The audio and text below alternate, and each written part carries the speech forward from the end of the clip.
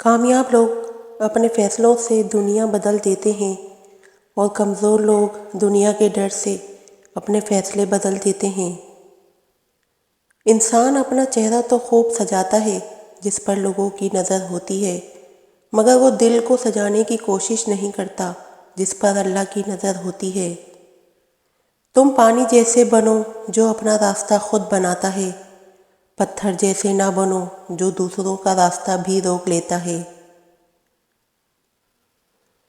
یہ ظاہر نہیں کرتا کہ آپ غلط اور دوسرا صحیح ہے، بلکہ یہ ظاہر کرتا ہے کہ آپ کے رشتے کی اہمیت آپ کی انا سے بڑھ کر ہے۔ جب درد بڑھنے لگے یا کچھ بھی سمجھ میں نہ آئے تو اپنے رب کی طرف چلے جاؤ، کیونکہ دلوں کو سکون اس کی یاد میں ہے۔ ایک دن میں نے اپنی ماں سے پوچھا، جن کی ماں نہیں ہوتی ان کے لیے دعا کون کرتا ہے؟ وہ بولیں، دریا اگر سوکھ بھی جائے تو ریت سے نمی نہیں جاتی۔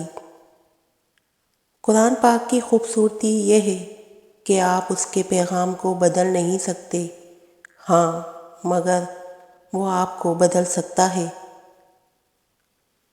اچھے وقت سے زیادہ اچھا دوست عزیز رکھو، کیونکہ اچھا دوست برے وقت کو بھی اچھا بنا دیتا ہے۔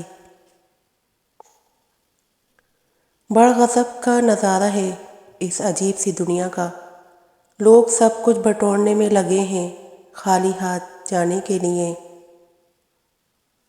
میں تو خاک تھا، میں دھول تھا، مجھے کچھ نہ اپنا شعور تھا۔ میرے رب نے کتنا کرم کیا کہ درود پڑھنا سکھا دیا۔ دنیا داری دیکھی جائے تو عورت کی شادی سسرال والوں سے ہوتی ہے، شریعت دیکھی جائے عورت پر سب سے زیادہ حق اس کے شوہر کا ہوتا ہے، مگر آج کی عورت کو شوہر سے زیادہ سسرال والوں کو خوش رکھنا پڑتا ہے۔ ایمان اور حیا دو ایسے پرندے ہیں کہ اگر ان میں سے ایک اڑ جائے تو دوسرا خود ہی اڑ جاتا ہے۔ جب اللہ کسی سے ناراض ہوتا ہے تو اسے اپنے سے غافل کر کے کسی ایسی چیز کی طلب میں لگا دیتا ہے جو اس کی قسمت میں نہیں ہوتی۔ بیٹیوں کا دکھ سمجھنا بڑا مشکل ہے، ان کے لیے تو اسی گھر میں جگہ نہیں رہتی جہاں وہ پیدا ہوتی ہیں۔ اپنی زندگی کے بدترین دور سے گزرتے وقت ایک اچھی بات جو ہوتی ہے وہ یہ کہ آپ آخرکار ان لوگوں کے لیے اصلی چہروں کو پہچان لیتے ہیں جن کا یہ دعویٰ ہوتا ہے کہ وہ آپ کی پرواہ کرتے ہیں۔ میں ایسے معاشرے کو کیا نام دوں جہاں پہ فلموں ڈراموں میں موجود درد تکلیف پہ رونا آ جاتا ہے، مگر اصلی زندگی میں کسی کے دکھ درد کو ڈرامہ سمجھا جاتا ہے۔ منزل انسان کے حوصلے آزماتی ہے، جھوٹے پردے آنکھوں سے ہٹاتی ہے۔